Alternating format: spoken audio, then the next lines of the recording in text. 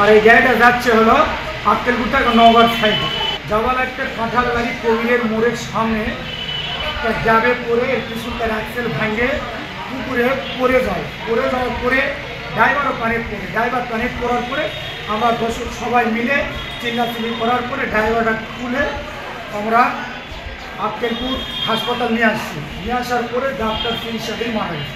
গ্রাম থেকে বের হয়ে দেখি মানে জনগণ বলতেছে যে ট্রাকটা উল্টে গেছে।